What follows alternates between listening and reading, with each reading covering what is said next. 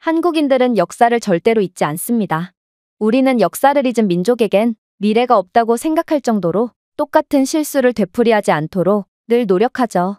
지배를 당했던 경험이 있는 국가의 사람들 중 다수가 지배국가가 자신들을 침략하여 수탈한 것은 생각하지 않고 자신들에게 문명과 교육을 제공했다며 좋아하는 경향이 있는 모습을 보면 확실히 우리나라의 이런 태도는 특별한 듯 보이는데요. 제가 오늘 소개해드릴 사연도 이와 관련이 있습니다. 6.25 전쟁 때 부상을 입었던 경험이 있는 미국인 참전용사가 한국에서 충격적인 일을 겪었다고 하는데요. 그렇다면 이 미국인이 한국에서 대체 어떤 경험을 한 것인지 자세한 내용 살펴보도록 하겠습니다. 미국인의 사연입니다.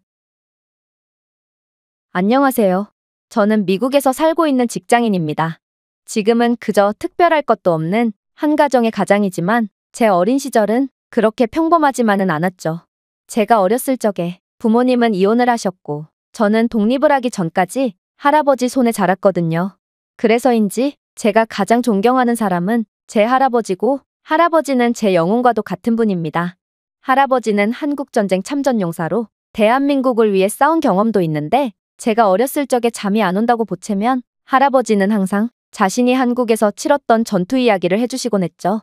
할아버지는 늘 한국의 자유수호를 위해 싸운 것이 자랑스럽다고 말씀하셨고 한국인들과 언어는 안 통했지만 그들의 용기와 전우에는 미군보다도 뛰어났으며 한국군과 등을 맞대고 싸울 때는 늘 든든한 기분이 들었다고 하셨어요.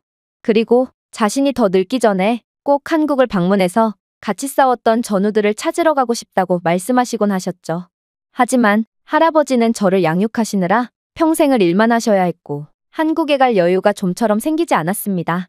그렇게 할아버지의 희생 덕분에 저는 잘 성장할 수 있었고 독립도 하게 되었어요. 독립을 하고 정신을 차려보니 저는 결혼을 하고 아이까지 키우고 있더군요.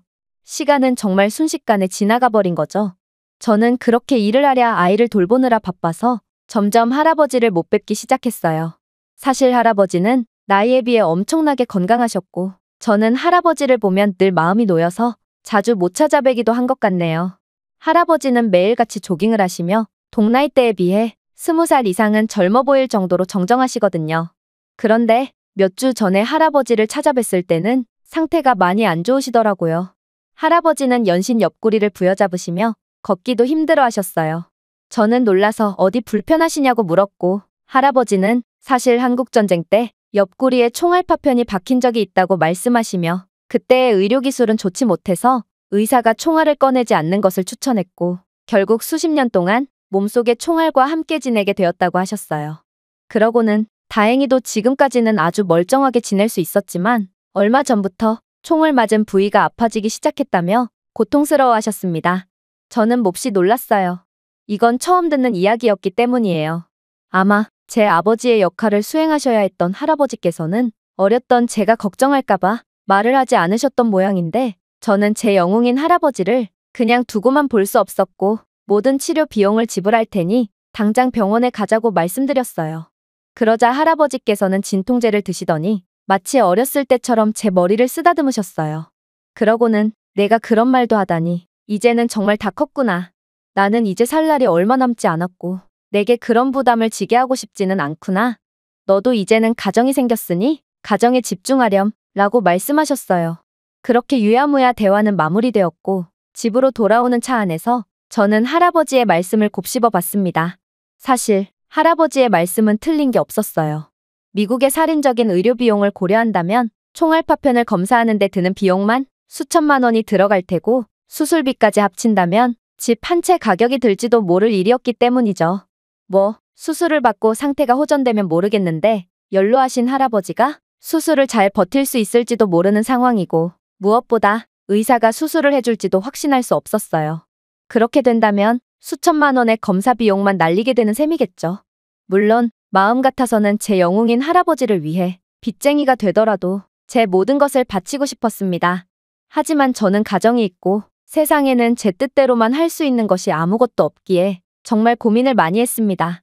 결국 저는 여기는 미국이라는 사실을 다시 한번 상기하게 됐죠.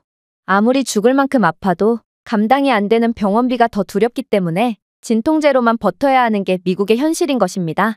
그렇게 불편한 마음을 안고 살다가 저는 우연히 한국으로 출장을 가게 되었습니다. 사실 한국이라기보다는 그냥 아시아 출장이라고 말해야 정확할 것 같은데 저는 한국과 중국, 일본 등을 돌면서 영업을 하는 업무를 맡았거든요. 하지만 안 그래도 빡빡한 스케줄이라 제대로 휴식도 취하지 못하는 일정인데 저는 제대로 잠도 못 잔 채 출장을 떠나게 되었습니다. 왜냐하면 최근에 할아버지 댁에 갔다 온 이후 저는 마음이짐이 생겨버려 불면증에 시달리게 되었거든요. 그렇게 몇 주 동안 하루에 2시간도 못 잔 채 중국으로 떠났고 그 후엔 일본, 마지막으로 한국으로 가게 되었어요. 그리고 결국 한국에서 엄청난 문제가 생겨버리고 말았죠.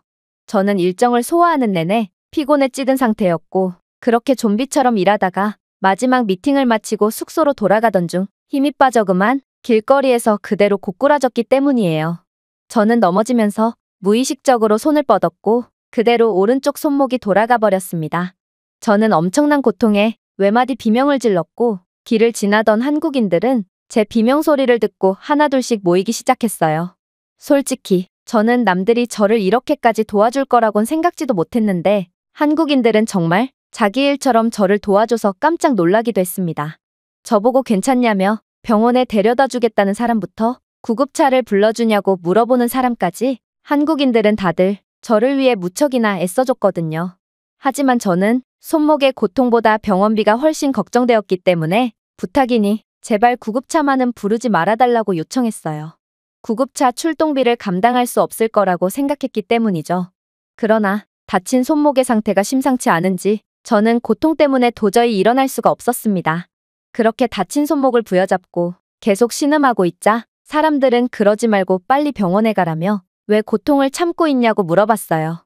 저는 죽는 것보다 병원비가 더 무서웠기에 한국인들은 다들 부자라서 병원에 가라고 하는 건가 싶어서 황당한 기분마저 들었죠. 미국에서는 뼈가 부러져도 진통제 하나로 평생을 버티는 사람이 많거든요. 어쨌든 그렇게 저와 한국인들의 실랑이는 계속 이어졌고 곧이어 구급차가 도착했어요. 그렇게나 구급차 출동비를 두려워하던 저였지만 막상 구급차를 보니 그냥 타고 싶은 생각이 들더라고요. 참기엔 너무 아픈 고통이었고 더 이상 힘도 안 나던 차였거든요. 따라서 저는 그냥 자포자기한 채 구급차에 몸을 실었습니다. 그렇게 도착한 병원에서 여러 검사를 진행한 결과 제 손목뼈가 골절되었다는 사실을 인지하게 되었고 그렇게 저는 낯선 땅에서 수술까지 받게 되었어요. 이 수술비는 할아버지를 위해 썼어야 했다는 생각에 저는 입원을 하면서도 눈물을 삼킬 수밖에 없었죠. 어쨌든 저는 그렇게 병원에서 충분한 휴식을 취한 뒤 병원비를 결제하고 미국으로 다시 돌아가기로 했습니다. 그런데 뭔가 이상했어요. 구급차에 실려와서 각종 검사에 수술까지 받았는데 병원비가 턱없이 저렴했기 때문이에요. 저는 직원에게 제가 보고 있는 금액이 제 수술에 대한 비용이 맞냐고 물었고 직원은 그렇다고 답하더군요. 저는 비용을 지불하고도 믿기지가 않아서 집으로 가는 동안에 이것저것을 검색해봤고 알고 보니 한국은 수준 높은 의료기술과 저렴한 비용으로 유명한 국가였다는 사실을 알게 되었어요. 저는 한국의 의료 시스템에 감탄했고 이 정도 비용이라면 지금의 저를 만들어주신 할아버지께 은혜를 갚을 수 있겠다고 생각했습니다. 저는 그 길로 집 대신 할아버지 댁을 먼저 찾았고 할아버지께 제 한국에서의 경험을 말씀드리며 수술을 받자고 말했어요. 할아버지께서는 여전히 살 날도 얼마 남지 않았는데 뭐하러 그러냐며 반대하셨지만 결국 제 간절한 부탁에 마음을 여셨고 그렇게 할아버지는 의도치 않게 수십 년 만에 그렇게나 가보고 싶어 하시던 한국에 가게 되었습니다.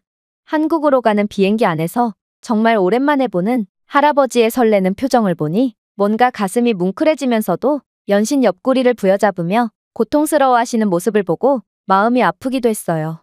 그렇게 한국에 도착한 할아버지는 무척이나 들떠 보이셨어요. 할아버지는 인천공항을 보시더니 한국이 엄청난 경제대국이 되었다는 소식은 들었지만 이 정도로 성공했을 줄은 몰랐다며 연신 감탄하시더라고요. 그러고는 한국 전쟁 때 본 한국인들의 용기와 투지를 보고 이들은 뭘 해도 잘하겠구나 싶으면서도 이런 아무것도 남지 않은 황무지에서 뭘 할 수나 있을까라는 걱정도 들었는데 멋지게 성공한 모습을 보니 감회가 새롭다고 말씀하셨습니다. 할아버지는 긴 비행으로 피곤하셨을 텐데도 서울로 가는 버스 안에서도 전혀 졸지 않으시고 한국의 풍경을 계속 바라보셨어요. 한국이 이런 아름다운 나라가 될 줄은 몰랐고 자신이 한국에서 싸웠을 때만 해도 산들은 전부 흙과 돌밖에 없는 볼품없는 모습이었는데 어떻게 저렇게 생명이 가득한 멋진 산으로 다시 태어난 거냐며 혀를 내두르시더라고요. 그러고는 자신이 목숨을 걸고 싸운 이유를 한국이 성공적인 국가로 발돋움함으로써 증명해 주었다며 너무 뿌듯하고 기뻐서 이제 죽어도 여한이 없다는 농담까지 건네셨죠. 그리고 이 모습을 보지 못하고 전사해버린 수많은 전우들도 하늘에서 한국이 성공한 모습을 보고 자랑스러워할 거라며 눈시울을 붉히셨습니다. 저는 한국의 병원을 미리 알아뒀지만 할아버지는 편찮으신 와중에도 동료들을 만나는 게 우선이라며 서울에 위치한 현충원에 먼저 방문하셨어요. 그렇게 현충원에 있는 모든 전우들과 인사를 나누고서야 할아버지는 비로소 병원으로 향하셨죠. 의사는 할아버지의 상태를 듣더니 다양한 촬영과 검사를 했고 검사 결과를 보고 학을 떼더라고요. 자신은 꽤나 오랫동안 의사로 일해왔는데 몸속에 총알을 달고 온 사람은 처음 봤다며 말이에요. 그리고 도대체 어쩌다 그런 거냐고 묻더군요.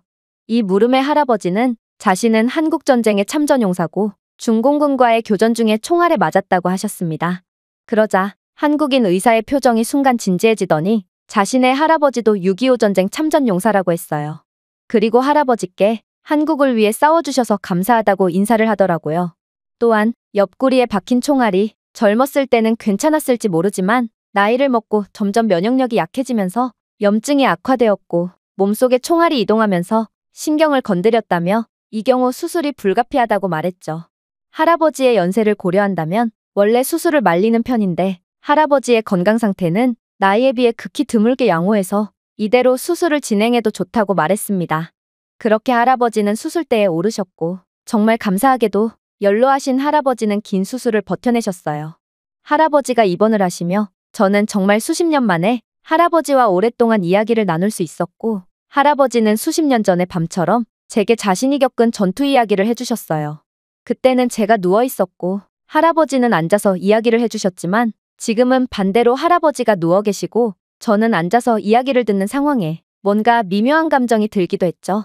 그 후 할아버지는 빠르게 회복하시기 시작했고 결국 예정보다 빠르게 퇴원을 할 수 있었어요.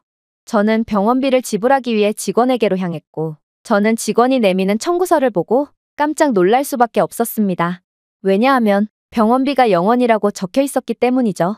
저는 처음에 이건 대수술이기 때문에 미국에서처럼 병원비를 병원 측과 흥정해야 하는 건가 싶었습니다.